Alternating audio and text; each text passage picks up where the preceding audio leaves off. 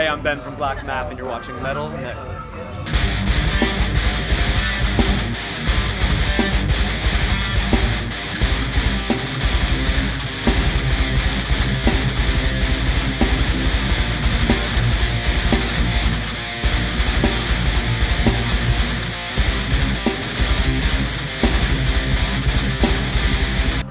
So first of all, congratulations. I know you recently got married. I did, thanks. So congratulations. Thank you very much.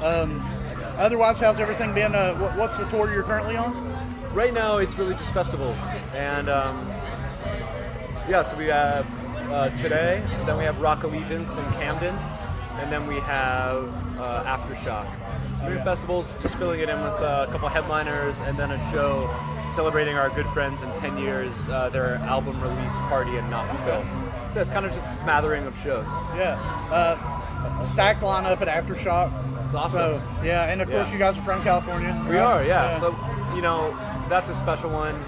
I've gone the last 3 years, and, I knew we'd be on it eventually, but just really stoked to be a part of it. Yeah. And, our day is awesome. The day before it, I want to go see Nine Inch Nails I've never seen. Yeah, Nine Inch Nails, A Perfect Circle. Yeah. Seen them a couple times. They were awesome, but everybody I know is excited to see Run the Jewels.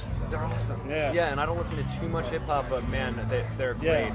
Really intelligent lyrics, and it's all good. So anybody here tonight you're excited to see that you haven't Today's seen? lineup is great. Yeah. We played a couple festivals with Incubus, and they're awesome, but I'm happy to see more of them. I have never seen. I'm hearing Greta Van Fleet right now. They're awesome. Yeah. They're obviously killing it. Who else? Stone Sour. Prophets of Rage. Prophets of Rage. Yeah. Rise Against, Thrice. Oh, Thrice is the main one. That's who I'm excited to see. Yeah, we get compared to them a lot, and I've always take that one very well because they're a great band. That's a compliment. Yeah, absolutely. Today's a stacked lineup. This is pretty rad.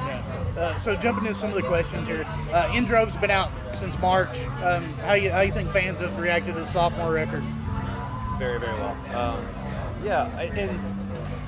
I think we knew that they would, and that when we finished the record, we were just really proud of it, and we knew we had something good.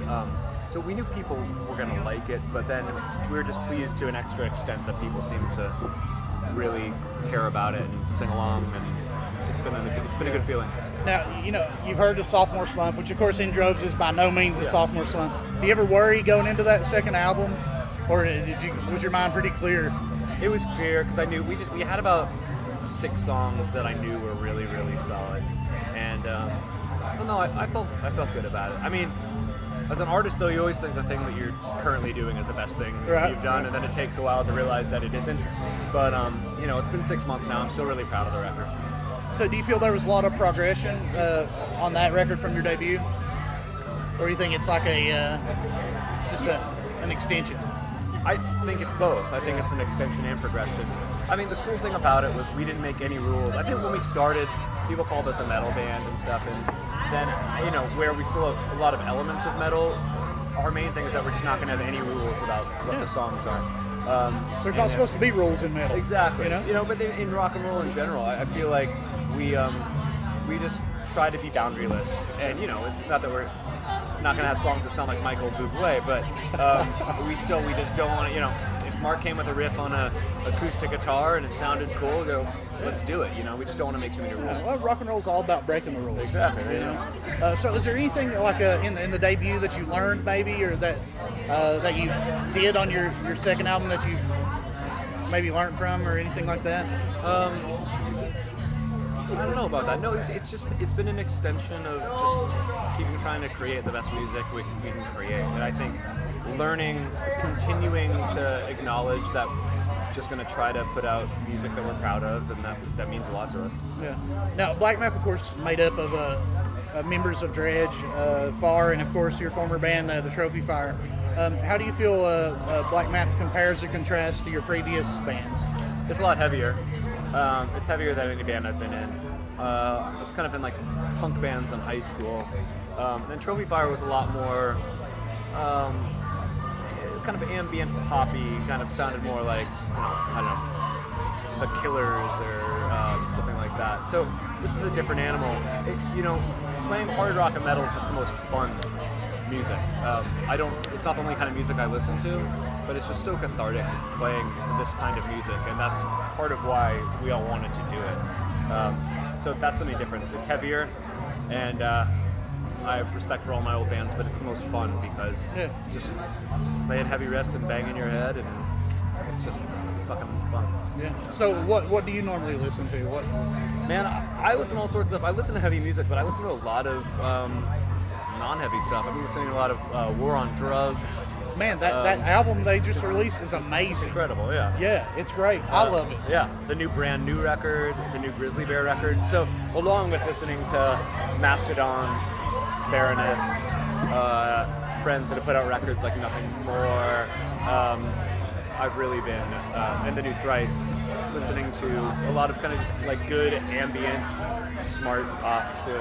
I feel like the War on Drugs is a throwback kind of record. They kind of got that Zeppelin or actually Springsteen, I think. Springsteen Yeah. sound. To me, they sound like if Springsteen, Dire Straits, and Arcade Fire all had a baby. Yeah, I can see that. And there's a lot of this retro kind of sound coming back, like we talked about Greta Van Fleet. Yeah. It's kind of got that Zeppelin vibe.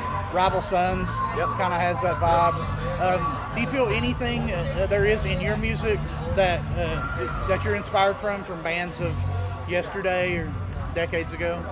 Sure. And probably even more for the other guys. I mean, they're huge. I love these bands, but they're huge Zeppelin and huge Rush fans. So I know for them that's huge. For me, it's a lot of 90s, from Failure, Nirvana, and then even some British bands like Tears for Fears, The Cure, and Depeche Mode. We're heavier than them, so melodically those are huge influences on me. So definitely 70s, 80s, 90s for sure. Now, the first single released from the album was Run Rabbit Run. Amazingly heavy, hard-hitting song. What stuck out to you in this track and propelled it to be the first single? I wasn't surprised it was the first single, but we kind of just let the label decide, and we gave them the record, and that's what they picked, and we were happy with it.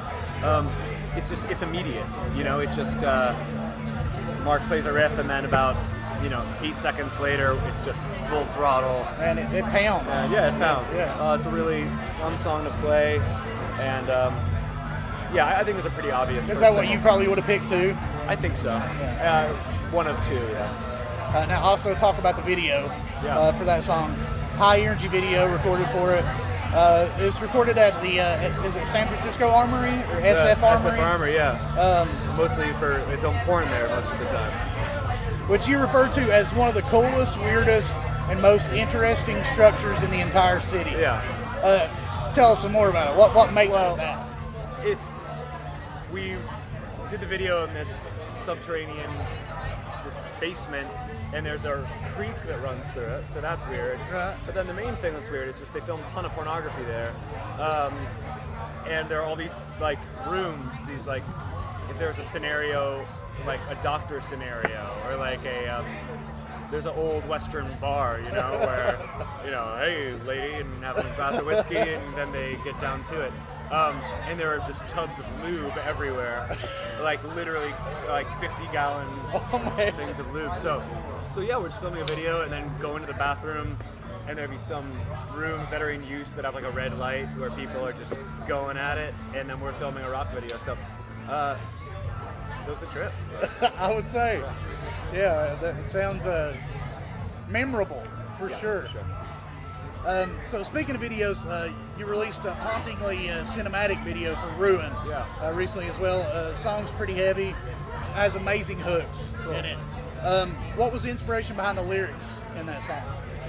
That was kind of one where I stepped out of, it wasn't like a personal song to me. It was kind of the idea of someone thinking that the world is ending, that the world's falling apart all around them.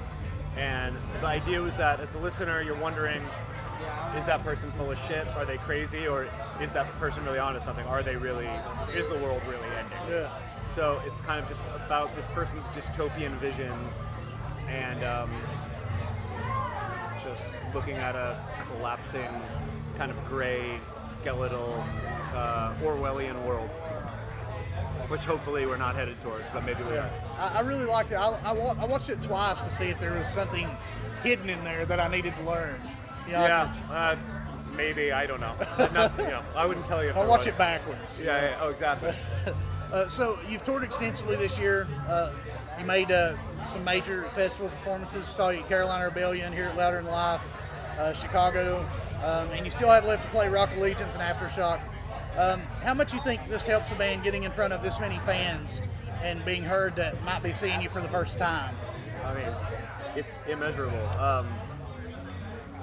I looked out of the crowd. I saw like 5 Black Map T-shirts, but we played for a few thousand people, and maybe most of those people haven't heard us. So this is absolutely just huge for us to do these and play for so many new people. We're at the signing tent, and about half the people that bought our CD hadn't heard us before. Oh, yeah. So you can see immediately the dividends, and it's a good feeling. So let's say, for instance, like Carolina Rebellion, since there's some distance, that was in May. After you play a big festival like that, do you notice a big difference in your social media, like people commenting on stuff or fluctuation of new followers? Yeah, you see just an immediate follower bump for sure. I mean, the only thing about that is because of proximity clauses, you wish you could just go play there like 2 weeks later, and, play Charlotte right after Rebellion or whatever, right? But you can't. So hopefully you come back a couple months later and actually get some of those fans to come to one of your headliners or support shows. Yeah. So outside these festival performances, what do you guys have left for the remainder of the year? This is it for right now, but we're writing, and I guess I can't say exactly what we're doing yet, but we're writing, and there will probably be some recording imminent before the end of the year. Okay. Yeah. Well, we definitely appreciate your time today. Absolutely. Thanks for having me. Check out these guys if you're going to Rock Allegiance or Aftershock. Make sure to check out their set. If you live in the area and you haven't bought tickets yet, you need to see these guys. I've saw them twice already this year, and definitely need to see them 3 more times. Ben, thanks so much. Absolutely. Thank you. Pleasure.